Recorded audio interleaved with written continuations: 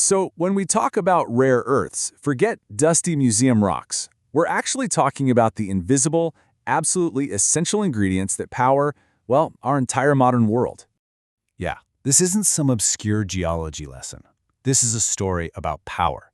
The power that runs our modern world, the power that defends nations, and, maybe most importantly, the geopolitical power that comes from controlling the very building blocks of technology itself.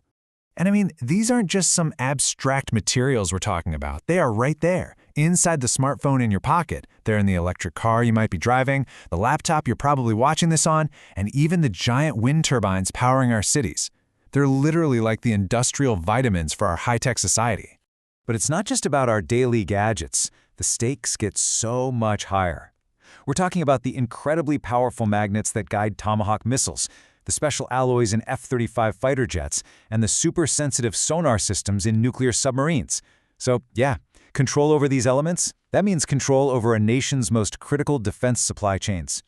So, the big question is, how did we get here? How did one single country get so much control over these absolutely vital materials?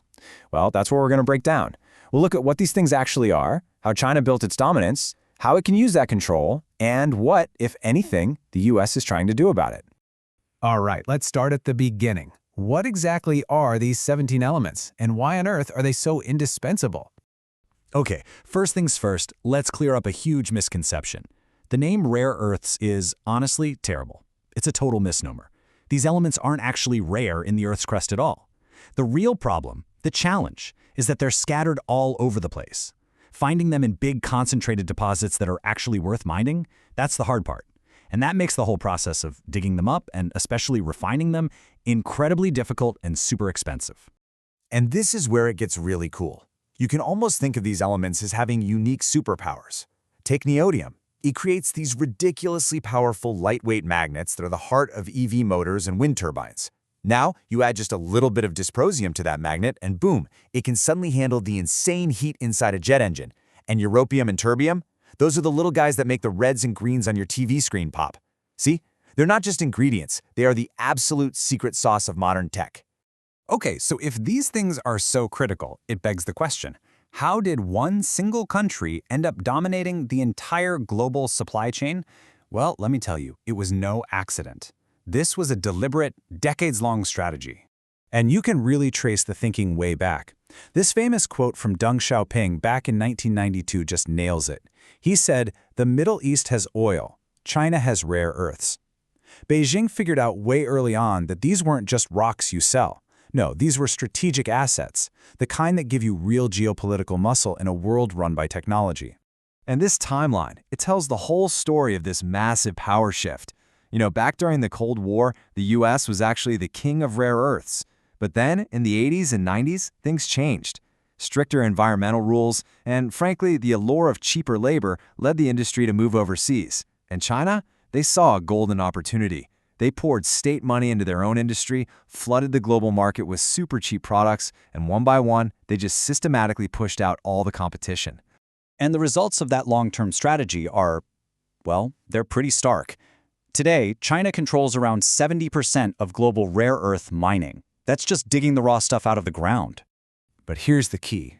Mining is just step one. The real chokehold, the magic, is in processing, that complex chemical separation process. And there, China's share jumps to a whopping 90%. And it doesn't stop. When you get to the most valuable part, actually making the high-strength magnets that go into everything, China's control is virtually total, at 93%. This visual really lays it out perfectly. You can see how their control just gets tighter and tighter at each stage. It was never about just dominating one piece of the puzzle. It's about controlling the entire ecosystem. From the minute the ore leaves the mine to the moment it becomes a finished magnet, China has built this incredibly integrated system that gives it choke points and leverage at every single step. Okay, so we've established this massive dominance. The next logical question is, what can China actually do with it? Let's dive into the specific tools Beijing has created to turn all that market share into real, hard strategic leverage. And China has gotten really sophisticated with this. Think of it like a new regulatory toolbox. For example, they have something called the de minimis rule. This is wild. It basically means that if a company in, say, Europe makes a magnet and even a tiny, tiny fraction of the material inside originated in China, that company might need an export license from Beijing to sell it. Then there's the foreign direct product rule, which goes even further. It extends China's control to things made using Chinese technology, not just materials. And the real kicker? They've banned the export of their processing and magnet-making tech, which basically keeps their secret sauce locked up, making it almost impossible for anyone else to catch up. Okay, now we need to talk about something really important, a distinction that a lot of people miss. Not all rare earths are created equal. You've got two groups, light rare earths and heavy rare earths. The lights, they're more common. You can find them in the US, Australia. But the heavies, that's a different story. They're much scarcer, way more expensive, and they are absolutely essential for the really high-tech, high-performance stuff. And guess what? The deposits for those are almost entirely concentrated in southern China and neighboring Myanmar. And that's the whole game right there.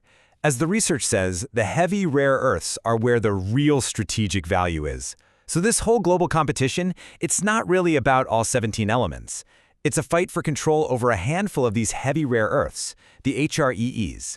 So, what happens when you filter out everything else and look only at the refining of those supercritical heavy rare earths?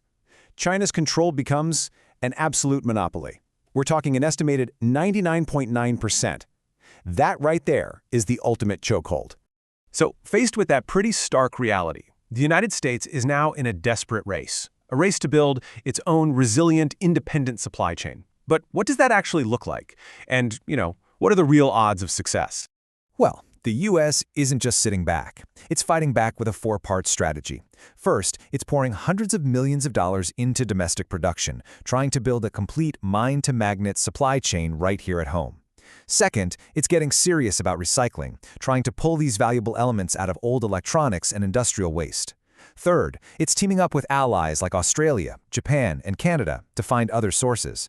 And finally, it's funding a ton of R&D, hoping to find new materials that could maybe, just maybe, replace rare earths one day. It sounds like a solid plan, right? But the billion-dollar question is still hanging out there. Is true independence actually realistic? Well, the road ahead is incredibly tough. First, there's time. It takes 3 to 5 years just to get a new processing facility up and running. Then there's the cost, which is just staggering. To give you an idea, a recent Pentagon deal had to guarantee a price for magnets that was twice the going market rate just to make a U.S. company competitive against China's state-backed industry. And on top of all that, you've got massive technical barriers, much stricter environmental rules here in the West, and the simple, unavoidable fact that China has a multi-decade head start. And all of this brings us to the main takeaway. This isn't just some temporary trade spat. You can't solve this with a tariff or a single new law. This is a deep, long-term strategic challenge. So if there's one thing to take away from all this, it's this. China's real leverage doesn't come from its mines. It's not about the rocks it digs up. It comes from its complete and total mastery of the entire high-tech value chain, from the raw ore to the complex processing to the final finished magnet. That's the chokehold. That's where the real power is. And it really leaves us with a huge question for the 21st century. In a world that is completely built on technology, our economies, our energy, our defense, who really holds the power? Well, it might just be whoever controls the fundamental elements that build that world in the first place.